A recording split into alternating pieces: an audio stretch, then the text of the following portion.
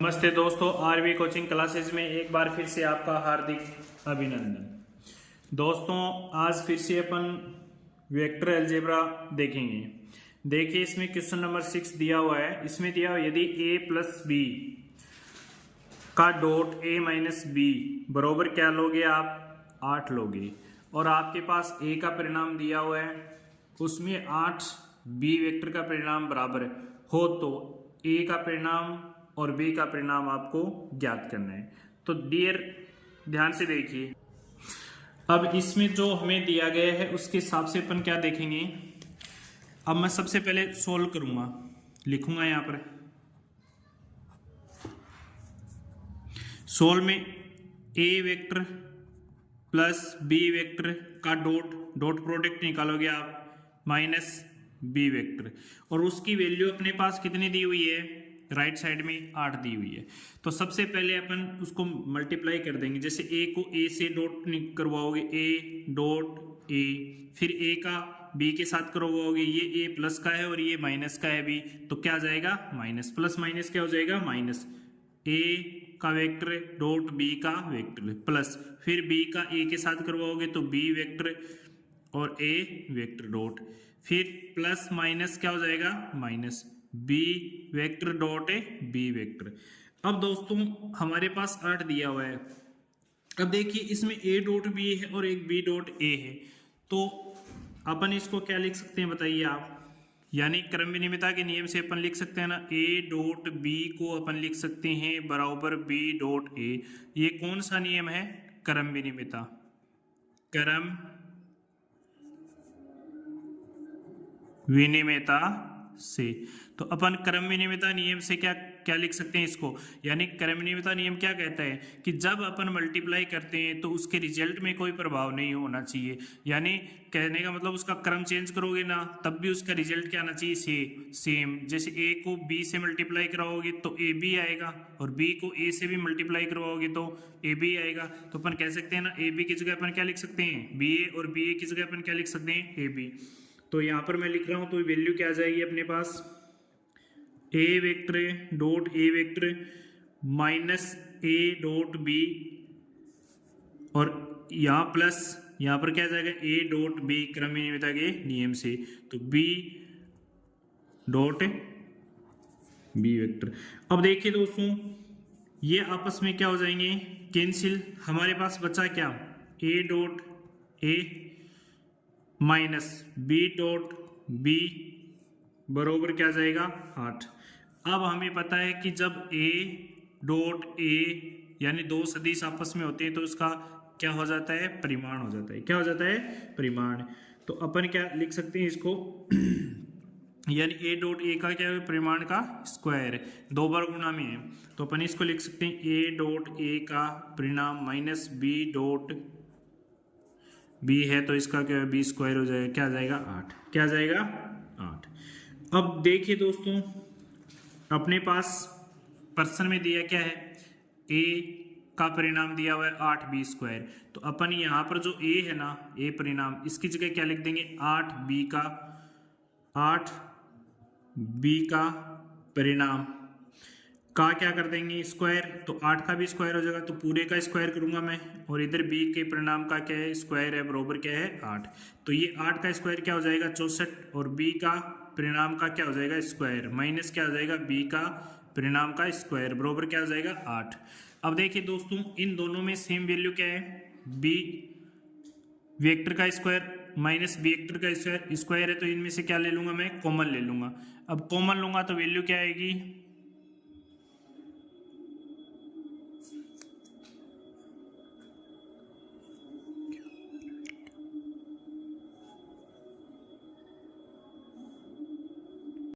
अब इसमें देखिए कॉमन लेंगे अपन, तो 64 b वेक्टर के परिणाम का स्क्वायर b वेक्टर के परिणाम का स्क्वायर है, तो दोनों में b वेक्टर के परिणाम का स्क्वायर क्या आ जाएगा? कॉमन। अंदर यहाँ क्या बचा? 64 माइनस यहाँ क्या बचा? 1, इधर क्या आ गया? 8। अब देखिए दोस्तों, अपन क्या करते हैं कि इन दोनों में से 64 में से a घटाएंगे तो वैल्यू क्या आ जाएगी अपने पास?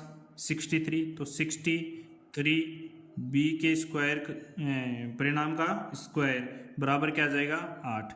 अब ये जो राशि है ये राशि इसके क्या चली जाएगी बट्टा में, तो इसको मैं लिख सकता हूँ 63। अब b के परिणाम का स्क्वायर है वो स्क्वायर इधर आएगा तो किसका रूप ले लेगा रूट का, तो 8/63। अब देखिए दोस्तों अपन इसको क्या लिख सकते हैं, इसकी जो वैल्यू आएगी वो वैल्यू आ जाएगी अपने पास 8 का निकालोगे तो क्या आ जाएगा 2√2, 2√2 और 63 का निकालोगे तो क्या आ जाएगा 3√7। यानी इसका फैक्टर करेंगे, जिसका युग्म बनेगा उसको बाहर निकाल लेंगे और जिसका युग्म नहीं बनेगा उसको रूट के अंदर रख लेंगे। तो 2/3 रूट में आ जाएगा आपके पास। इसको आप क्या लिख सकते हो 2/3 पूरे के स्क्वायर रूट लगा के क्या लिख दोगे 2/7, 2/7। अब ये वाली वैल्यू आपके पास आ गई है। अब ये किसका परिमाण है, ये b का परिमाण है। किसका परिमाण है, b का परिमाण है। तो ये वाली वैल्यू आपके पास आ गई है।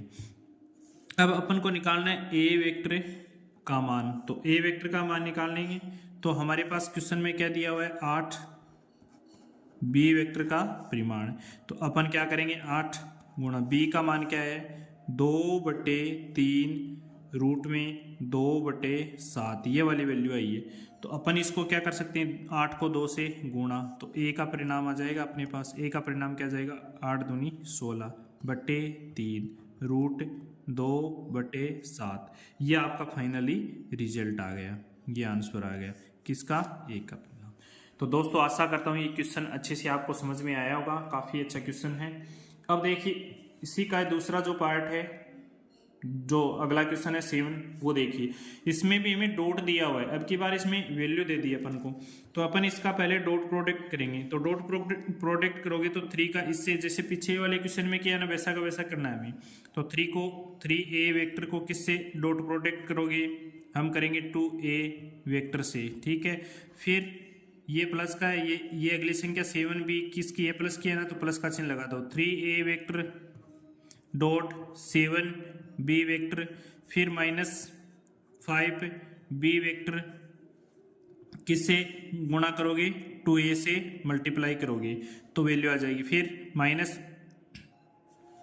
वापस माइनस हो जाएगा, तो ये 5b वेक्टर किससे मल्टीप्लाई होगा, डॉट होगा 7b वेक्टर से। तो अब इसकी वैल्यू निकालो आप, वैल्यू निकालोगे तो क्या आ जाएगा, इसको इससे मल्टीप्लाई करोगे तो क्या आ जाएगा, 3 को 2 से करोगे 6, a का परिणाम यानी स्क्वायर हो जाएगा। भाई a vector dot a vector है, जो पीछे वाले क्वेश्चन में भी अपन ने क्या किया था, a वेक्टर के परिणाम का स्क्वायर किया था ना, तो वैसे इसमें भी क्या हो जाएगा स्क्वायर हो जाएगा। क्या हो जाएगा स्क्वायर। फिर 3 को इससे करोगे 7 से तो 21 हो जाएगा और a डॉट b हो जाएगा। अब देखिए दोस्तों फिर से इसका 5 को 2 से गुणा करोगे 10 आ जाएगा। 10 को अपन क्या लिख सकते हैं b डॉट a। फिर ये माइनस है, इसको 35 क्या लिख दोगे 35 b के परिणाम का स्क्वायर, ठीक है। अब देखिए दोस्तों a डॉट b है और एक b डॉट a है। अब क्रम विनिमयता के नियम से अपन इसको लिख सकते हैं ना, तो लिख दो 6 a के परिणाम का square plus 21 a dot b का माइनस 10, इसको भी मैं a डॉट b लिख दूं क्रम विनिमयता के नियम से 35 b के परिणाम का स्क्वायर। अब देखिए दोस्तों ये वाली वैल्यू इस वाली वैल्यू में से क्या हो जाएगी, घट जाएगी, तो क्या 11 आ जाएंगे, क्या आ जाएंगे 11। तो 6 a के परिणाम का स्क्वायर प्लस क्या आएंगे ना, क्योंकि बड़ी संख्या किसकी है प्लस की, तो 11 a डॉट b, फिर माइनस के 35 b वेक्टर का परिणाम। ये वाली वैल्यू है, ये आपका फाइनल रिजल्ट है। दोस्तों आशा करता हूँ ये क्वेश्चन भी आपको अच्छे से समझ में आया होगा। देखिए दोस्तों इस क्वेश्चन में क्या दिया गया है कि दो सदिश a वेक्टर b वेक्टर के परिणाम ज्ञात कीजिए यदि इसके परिणाम के समान है, इनके परिणाम क्या हो आपस में समान, और इनके बीच का कोण क्या हो 60, और इसका अदिश गुणनफल ज्ञात कीजिए। यानी a vector dot b vector आपको क्या दिया गया है 1/2। आपको कोण निकालना है। क्या निकालना है? कोण। तो सबसे पहले दोस्तों अपन क्या लिखेंगे, सोल्व करेंगे तो अपन को जो दिया गया है वही लिखेंगे। दिया गया क्या है, दिया हुआ अपने अंदर क्या है, जो क्वेश्चन के अंदर है वो बातें लिख देते हैं। यानी इसमें हमें बोला गया है कि जो थीटा है, थीटा कोण वो कितना है 60 डिग्री, और अदिश गुणनफल A dot B, A vector dot B vector, यानी इसको बोलते हैं अदिश गुणनफल। अदिश गुणनफल क्या है 1/2 दिया गया है। अब अपने को यह भी कहा गया है कि इसका परिमाण क्या है समान। परिमाण क्या है समान। तो अपन क्या करेंगे कि कोमा लगा के लिख देंगे ए वेक्टर का परिमाण बराबर है बी वेक्टर का परिमाण, दोनों का परिमाण क्या है बराबर। अब हमें इसके बीच का कोण निकालना है तो अपन लिखेंगे सदिश ए वेक्टर और बी वेक्टर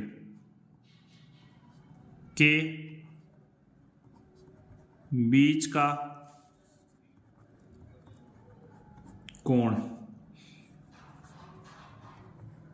यदि थीटा हो तो हम क्या करेंगे, हम थीटा निकालेंगे तो क्या करेंगे कोस थीटा। अब देखिए अपन ने पीछे वाले क्वेश्चन में एक ये सूत्र पढ़ा ए डॉट बी का परिणाम, यानी ए डॉट बी निकालोगे तो ए का परिणाम बी का परिणाम कोस थीटा, ये पढ़ा है ना।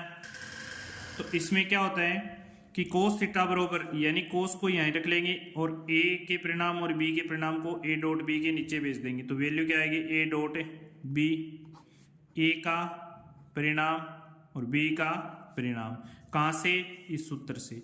ये सूत्र याद रखना है दोस्तों आपको, ठीक है। अब जो वैल्यू हमें दी गई है ऊपर क्या दिया है ए डॉट बी कितना दिया है 1/2। ए का परिणाम और बी का परिणाम आपस में क्या है समान। क्या है समान। तो अपन जो समान है उसको मान सकते हो आप। और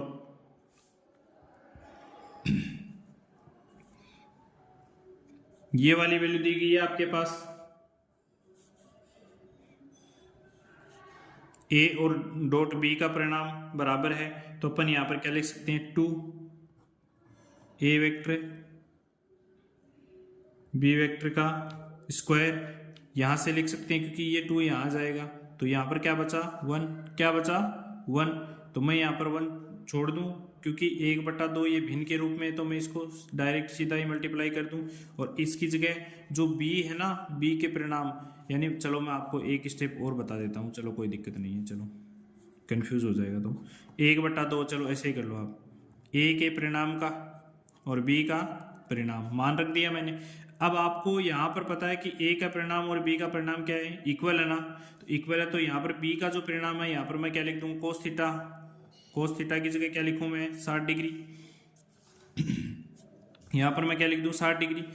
अब देखो कोस 60 का मान क्या होता है, कोस 60 का मान क्या होता है 1/2।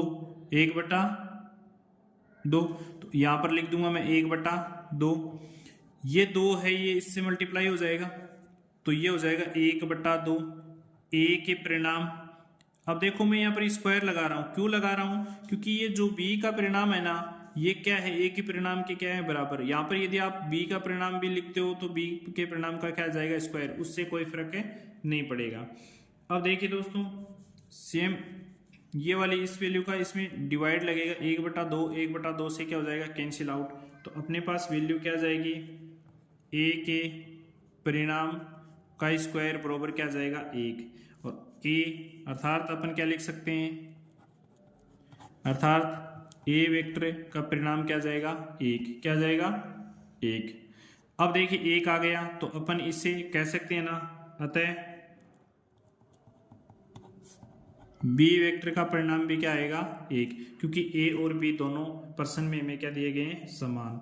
तो ये आ गया इसका आंसर। तो मैं इससे यहाँ लिख सकता हूँ a का परिणाम बराबर b के परिणाम बराबर क्या आ गया 1। ये आपका क्या है आंसर।